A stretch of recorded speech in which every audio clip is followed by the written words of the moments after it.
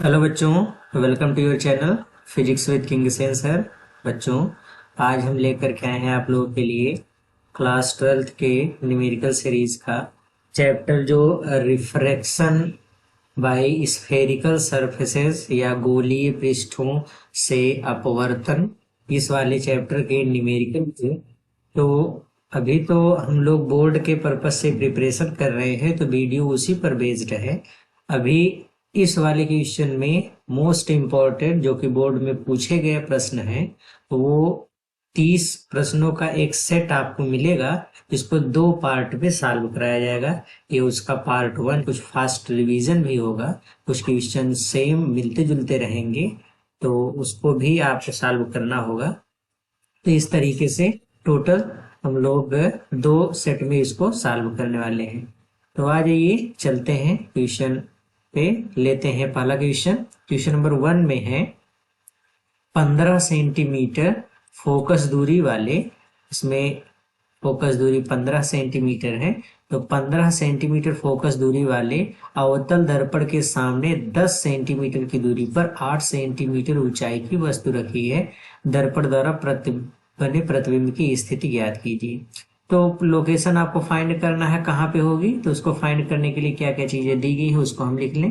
तो सबसे पहले क्वेश्चन में लिखा है कि अवतल दर्पण की फोकस दूरी कितनी है, 15 सेंटीमीटर। बच्चों, अवतल दर्पण है तो निगेटिव में होगी इसकी फोकस दूरी, तथा दर्पण से 10 सेंटीमीटर की दूरी पर वस्तु की स्थिति है 10 सेंटीमीटर। 8 सेंटीमीटर ऊंचाई की एक वस्तु रखी गई है। प्रतिबिंब की स्थिति मतलब V आपको फाइंड करना है। तो अगर हमको आवर्धन पूछा जाता तो हम O का यूज करते, लेकिन ये नहीं पूछा जा रहा है तो O का कोई मतलब है नहीं विशेष। तीनों का रिलेशन बना करके V की वैल्यू फाइंड करना है, तो इसके लिए हम लोग यूज करते हैं मिरर फार्मूला। तो मिरर फार्मूला क्या है या दर्पण सूत्र क्या है, तो दर्पण सूत्र में ये है 1/F बराबर 1/V प्लस 1/U। तो 1/V बराबर 1/F माइनस 1/U, इसको इधर कर दिया।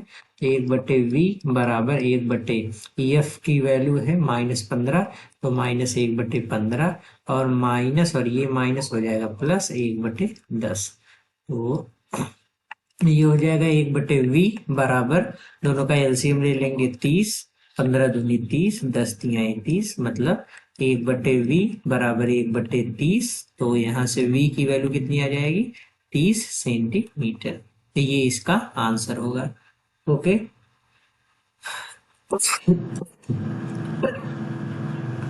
बच्चों इस तरीके से इस क्वेश्चन को सॉल्व करना था। चलते हैं अगले क्वेश्चन पे, लेते हैं क्वेश्चन नंबर 2। क्वेश्चन नंबर 2 में क्या चीज दिया गया है, क्वेश्चन नंबर 2 में है, ध्यान से देखिए, लिखा है वायु के सापेक्ष कांच एवं जल के अपवर्तनांक क्रमशः 3/2 एवं 4/3 है। कांच से जल पर आपतित प्रकाश किरण के लिए क्रांति कोण का मान ज्ञात कीजिए। तो इसमें हमसे सबसे पहले वायु के सापेक्ष जल का अपवर्तनांक मतलब AN/W दिया गया है। वायु के सापेक्ष कांच एवं जल, तो कांच का अपवर्तनांक पहले ANG दिया है। ANG 3/2 है और ANW है 4/3। तो कहा गया है कांच से जल मतलब सघन से विरल माध्यम में जा रही प्रकाश की किरण, कांच से जल पर आपतित प्रकाश किरण के लिए क्रांति कोण का मान ज्ञात कीजिए।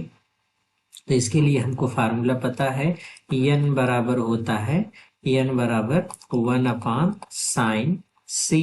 ओके, तो यहाँ पे N का फार्मूला जो हमको लगाना है, ये हमको मिलेगा बच्चों, N का मतलब N का मतलब WNG, या यहाँ से हम लोग निकाल सकते हैं WNG का मान। WNG बराबर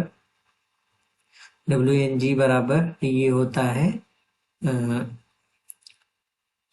ANG/ANW। तो ये इसका फार्मूला होगा। तो यहाँ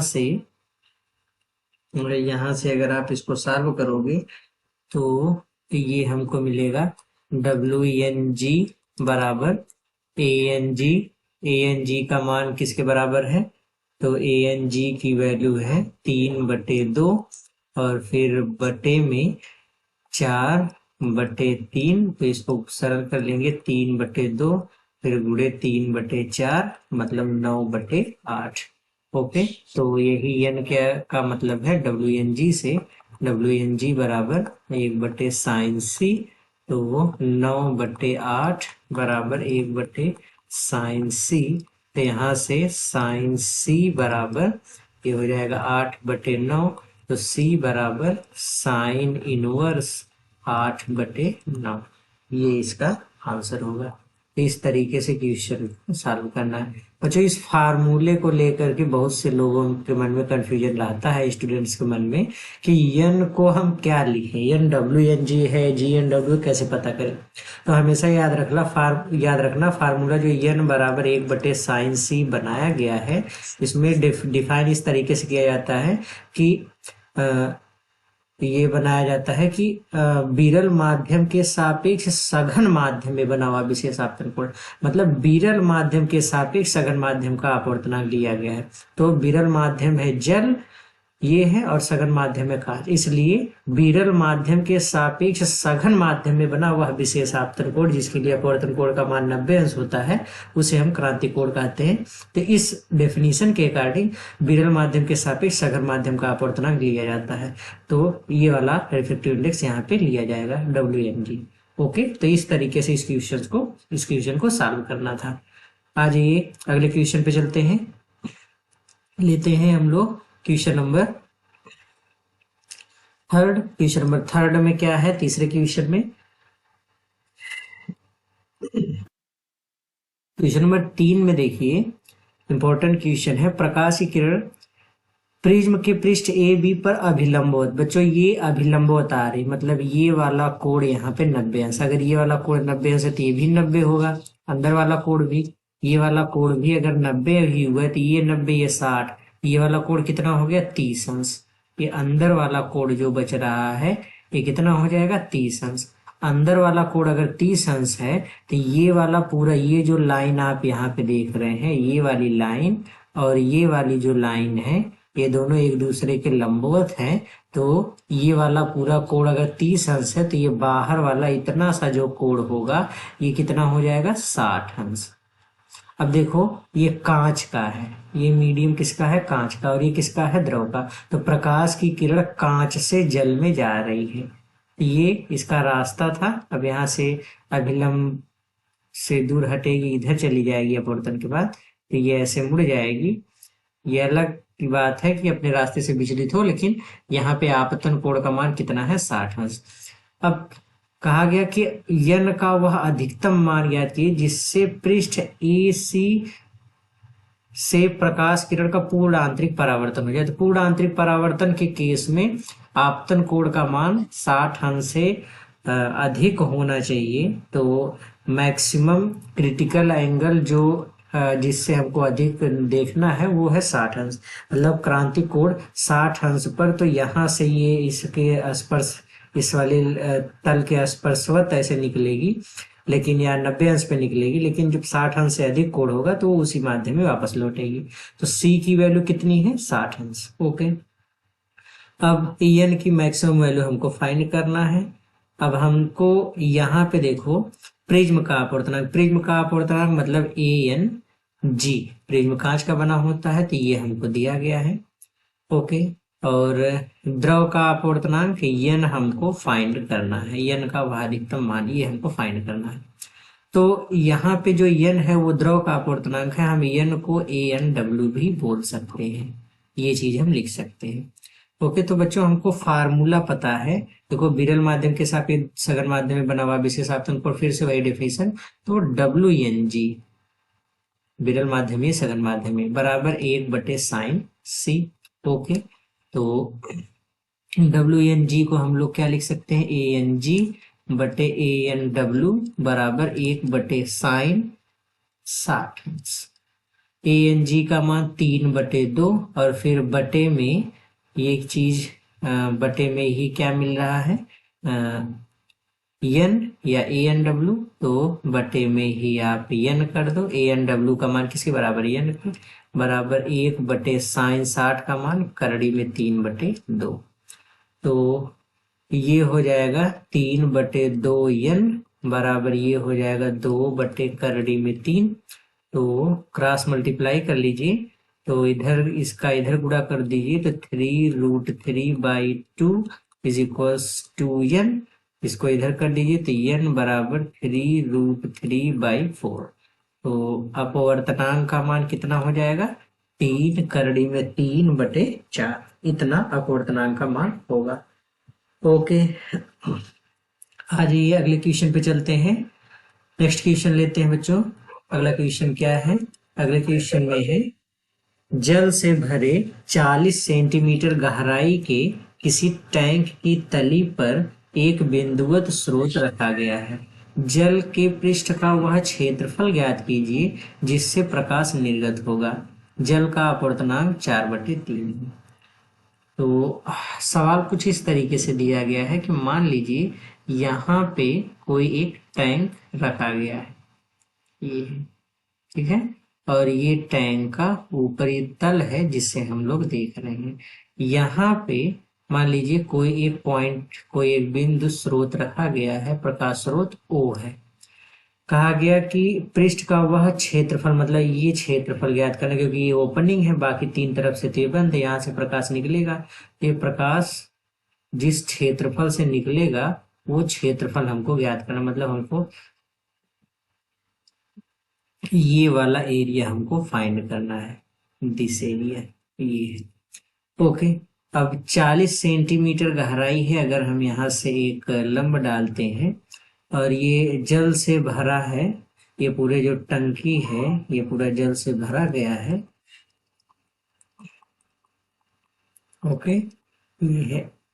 तो यहाँ पे अगर हम यहाँ से एक लंब खींचते हैं, एक अभिलंब ड्रा करते हैं इसकी सरफेस पे, तो ये पूरा इसका व्यास होगा, यहाँ से यहाँ तक की दूरी, यहाँ से लेकर के यहाँ तक की दूरी इसका व्यास होगा, तो ये आधी दूरी इसकी रेडियस हो गई स्मॉल r। ओके, देखिए प्रकाश की किरण यहाँ से जा रही है इस सरफेस में, तो ये अभिलंब हमने खींचा, अभिलंब, और देखो प्रकाश की किरण ये सरफेस पे जा रही है, ये अभिलंब का काम कर रहा है। ये वाली चीज क्या है, अभिलंब। ओके, अब कहा गया कि प्रकाश स्रोत रखा है, जल के पृष्ठ का वह क्षेत्रफल क्या है जिससे प्रकाश निर्गत होगा। देखो प्रकाश इसी से पूरे से निकलेगा और या तो इधर से निकलेगा इससे, तो पूर्ण आंतरिक परावर्तन मतलब क्रांतिक कोण की स्थिति या तो लगेगी कि हाँ इसके स्पर्शवत इधर इधर निकल जाए, लेकिन जब भी निकलेगा तो इसी एरिया से निकलेगा। तो उससे निकलने के लिए मान लीजिए कि अब देखो ये वाली प्रकाश की किरण ये आपतित किरण है, ये वाली प्रकाश की किरण आपतित किरण है, ये अभिलंब है। आपतित किरण और अभिलंब के बीच बने कोण को क्रांतिक कोण कहते, तो ये वाला कोण हो गया C। अब यहाँ से यहाँ तक की पूरी लेंथ इसकी हमको दिया गया है 40 सेंटीमीटर, ये वाली डिस्टेंस है R। ओके, अब हमको यहाँ से रिलेशन बनाना है, तो रिलेशन किस तरीके से बनाएंगे उसको अच्छे से समझिए। सबसे पहले तो हम यहाँ पे देखो ये वाली भुजा हमको दिया, ये हो गया इसमें कोण, कोण के सामने वाली भुजा ये लंब हो गई, ये वाली भुजा हो गई आधार। तो tan C बराबर लंब बटे आधार मतलब R/40। तो यहाँ से हम R की वैल्यू अगर निकालते हैं तो ये हो जाएगा 40 × tan C, इतना हमको मिल गया। तो अब इसके बाद हम देखते हैं, तो इसको मान लेते हैं इक्वेशन फर्स्ट। आगे चलते हैं, तो यहाँ पे बच्चों क्रांतिक कोण का रिलेशन बनाते हैं। तो क्रांतिक कोण का रिलेशन होता है, और प्रकाश की किरण कहाँ से कहाँ पे जा रही है, तो वाटर से एयर में जा रही है, तो वाटर से एयर में जाएगी, ये वाटर है पूरा, इसके बाहर एयर है, तो वाटर से एयर में जा रही है, तो विरल माध्यम के सापेक्ष सघन माध्यम का अपवर्तनांक मतलब इतना हो जाएगा 1/sin C कर लेंगे, तो 4/3 बराबर 1/sin C, तो sin C बराबर 3/4। ये लंब ये कर्ण, तो अब हमको चाहिए आधार। तो आधार का फार्मूला, आधार बराबर करड़ी में कर्ण का स्क्वायर मतलब 4 का स्क्वायर 16 माइनस लंब का स्क्वायर 3 का स्क्वायर मतलब 9। तो घटा दीजिए तो ये हो जाएगा 9 9 7 16 मतलब करड़ी में 7 मिल जाएगा आधार का मान। अब यही वाली वैल्यू रख देते हैं यहाँ पे। तो r बराबर समीकरण 1 से, तो समीकरण 1 से r बराबर ये हो जाएगा 40 tan c।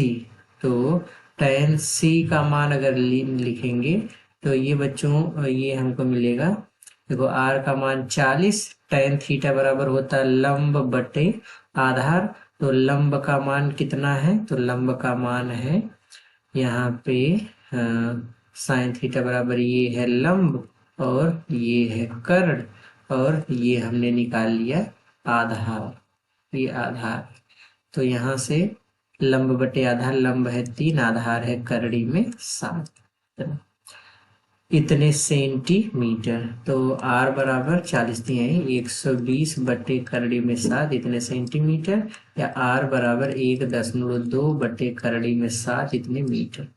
अब इसलिए हमको क्षेत्रफल निकालना है। तो क्षेत्रफल बराबर पाई r स्क्वायर, पाई का मान 3.14, r स्क्वायर कर दीजिए तो r का मान 1.2 गुणे 1.2 और फिर बटे नीचे करड़ी में 7 गुणे करड़ी में 7 7 हो जाएगा। तो ये हमको मिल जाएगा क्षेत्रफल बराबर, पूरा अगर आप सरल करते हैं तो ये आपको मिलता है नियरली अबाउट 0.65 मीटर स्क्वायर इतना। तो किस क्षेत्रफल से प्रकाश निकलेगा, तो आंसर है 0.65 मीटर स्क्वायर, इस एरिया से लाइट निकलेगी। ओके, आइए अगले क्वेश्चन पे चलते हैं। लेते हैं क्वेश्चन नंबर 5। क्वेश्चन नंबर 5 में क्या चीज कहा गया है, क्वेश्चन नंबर 5 में हमसे कहा गया है 5 सेंटीमीटर लंबाई की एक पतली छड़ है, 5 सेंटीमीटर लंबाई की एक पतली छड़ 9 सेंटीमीटर ऊंचाई तथा 6 सेंटीमीटर व्यास वाले बीकर में चित्रानुसार स्थित है, जिसका ऊपरी सिरा प्रेक्षक O के द्वारा देखा जाता है। बीकर में 6 सेंटीमीटर ऊंचाई तक द्रव भरा जाता है, तब प्रेक्षक छड़ का निचला सिरा भी देख सकता है। द्रव का अपवर्तनांक ज्ञात कीजिए। ओके, ये देखो सबसे पहली चीज 3 सेंटीमीटर का ये है। ओके, हमसे ये कहा गया कि 6 सेंटीमीटर इसका पूरा व्यास है, 9 सेंटीमीटर इसकी पूरी ऊंचाई है, यहां से लेके यहां तक ये दिया गया है, 6 सेंटीमीटर ऊंचाई तक इस पे द्रव भरा जाता है। तो ये 3 है, 3 सेंटीमीटर और ऊंचा, तो इसमें हमने द्रव भर दिया। तो ये द्रव मान लीजिए यहां तक इसमें भरा गया, ये ठीक है, यहां तक हमने द्रव भर दिया। अब जब यहां तक हमने द्रव भर दिया तो ये यहां से लेकर के यहां तक की जो पूरी हाइट हो गई ये हो गई 6 सेंटीमीटर। ओके, अब देखिए जो प्रकाश की किरण जाएगी, अब देखिए इसका पूरा व्यास का पूरा आधा अगर हम कर लें तो ये वाली इसकी जो दूरी है, ये पूरा व्यास इसका 6 सेंटीमीटर था, ये आधा कितना हो जाएगा 3 centimetre. Let me clean once again. देखिए ये इतनी दूरी तक इसमें जल भर दिया गया है। ओके, और यहाँ पे जल भरने के बाद यहाँ पे अगर हम देखते हैं तो ये वाले पॉइंट से यहाँ से प्रकाश की किरण, पहले ये वाली प्रकाश की किरण यहाँ से जा रही थी, यहाँ पे हम एक खींच देते हैं अभिलंब, ये अभिलंब आएगा। तो पूरी दूरी कितनी थी 6 सेंटीमीटर, तो ये आधी दूरी हो जाएगी 3 सेंटीमीटर, यहाँ से यहाँ तक की ऊंचाई हो जाएगी 6 सेंटीमीटर। ओके, देखो पहले हम यहाँ से देख पा रहे थे, अब जब यहाँ से द्रव भर देंगे तो ये प्रकाश की किरण इसकी तली को भी हम देख सकते हैं, मतलब प्रकाश की किरण ये भी यहाँ पे जा रही है, ऐसे जा रही है, और ये भी हमारे आंख में जा रही है, मतलब यहाँ से। और यहाँ पे हमने अपनी आई पीस सेट किया है, यहाँ से हम देख रहे हैं। ओके, तो देखो ये तो हो गया क्या चीज इसमें, तो ये हो गया इसमें अभिलंब, और ये आपतित किरण है। तो आपतित किरण और अभिलंब के बीच जो कोण बनता है जिसको हम आपतन कोण कहते हैं, तो ये वाला कोण आपतन कोण कहलाएगा। Let me change its colour. तो ये वाला जो कोण होगा इसको हम बोलेंगे आपतन कोण, और इसको हम दिखाएंगे आई से, तो ये आपतन कोण आई कहलाएगा।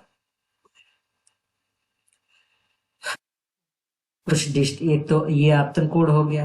अब देखो ये अभिलंब, ये अपवर्तित किरण, तो ये वाला जो कोण मिलेगा उसको हम आर बोलेंगे। हमको द्रव का अपवर्तनांक n हमको फाइंड करना है। तो इसके लिए सबसे पहले हम साइन आई निकालते हैं।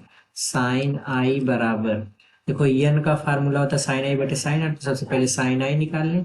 तो साइन आई बराबर, ये वाला कोण देखो आई है, ये एक समकोण त्रिभुज बन रहा है, ये वाली डिस्टेंस है 6 सेंटीमीटर, और ये हमको लंब दिया है और आधार दिया है।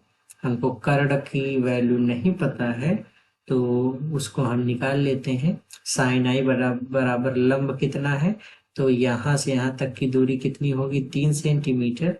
तो देखो यहाँ से लेकर के यहाँ तक की ये जो दूरी होगी, जो कि 3 सेंटीमीटर के बराबर है होगी, तो साइन आई बराबर, तो ये हो जाएगा 3 लंब बटे कर्ण का मान निकालेंगे तो अंडर रूट लंब का स्क्वायर प्लस आधार का स्क्वायर, ये हो जाएगा साइन आई बराबर 3 बटे करड़ी में 36 प्लस 9 45, एक समीकरण मिलेगा। इसी तरीके साइन आर बराबर निकालेंगे, तो साइन आर बराबर फिर से लंब बटे कर्ण करेंगे, तो साइन आर की वैल्यू, तो देखो ये वाला जो कोण है इस कोण के बराबर है, तो दोनों एक रास्ता ये एक रास्ता ये, तो एक किरण ये वाली, मतलब जो इधर से जा रही है, और एक ये वाली, ये दोनों एक दूसरे को जहां से काट रहे हैं वो वाले कोण आपस में बराबर होंगे। साइन आर बराबर, देखो यहाँ पे आर की वैल्यू, या ऐसे समझ लीजिए ये आर की value, let me clear once, तो देखिए यहाँ से लेकर के पूरी यहाँ से यहाँ तक की हाइट कितनी थी 6, तो ये वाली हाइट कितनी होगी 3 सेंटीमीटर। देखो एक रेखा ये और एक अभिलंब वाली, तो ये वाला पूरा कोण यहाँ से लेकर के यहाँ तक वाला, ये वाला कोण कितना हो जाएगा आर के बराबर शीर्ष अभिमुख कोण से। तो लंब मतलब कोण के सामने वाली भुजा लंब और सबसे बड़ी भुजा ये वाली कर्ण, तो यहाँ से निकालेंगे तो लंब 3 और फिर से कर्ण का मान 3 का स्क्वायर प्लस 3 का स्क्वायर, 9 9 18, मतलब 3 करड़ी में 18, समीकरण नंबर 2। ओके, तो अब यहाँ से हमको n निकालना है, तो n का फार्मूला होता है n बराबर साइन आई बटे साइन आर। तो n बराबर साइन आई की वैल्यू इसके बराबर है 3 बटे करड़ी में 45, 3 बटे करड़ी में 45, और फिर उलट करके गुणा हो जाएगा साइन आर, मतलब करड़ी में 18 बटे 3, इससे कट गया, पूरा सरल करेंगे तो ये मिलेगा हमको करड़ी में ये हमको मिलेगा करड़ी में 2/5 इतना। लेकिन यहाँ पे जो अपवर्तनांक हम निकाल रहे हैं साइन आई बटे साइन आर, ये WNA है, ये वाला अपवर्तनांक है WNA, लेकिन हमको अपवर्तनांक ए एन डब्ल्यू, एन हम लोग ए एन डब्ल्यू को बोलते हैं, तो यहाँ से ए एन डब्ल्यू निकालेंगे तो ये हो जाएगा करड़ी में 5/2, तो ये इसका आंसर होगा। ओके, तो इस तरीके से इस क्वेश्चन को सॉल्व करना था। तो बच्चों, हमने आपसे पहले भी बताया था कि इस अटेम्प्ट में इसको हम लोग 2 पार्ट में अटेम्प्ट करने वाले हैं। तो एक पार्ट में हमने इसके पहले क्वेश्चन को देखा, अब ये दूसरा पार्ट है इसका, सॉरी मतलब एक पार्ट को इस तरीके से हम लोग सॉल्व किए हैं। अब दूसरे पार्ट में हम लोग जल्द ही मिलेंगे, जिसमें हम लोग अदर इसके लॉन्ग मतलब फुल क्वेश्चंस को सॉल्व करेंगे। तो आज बस इतना है क्योंकि टाइम का अभाव है।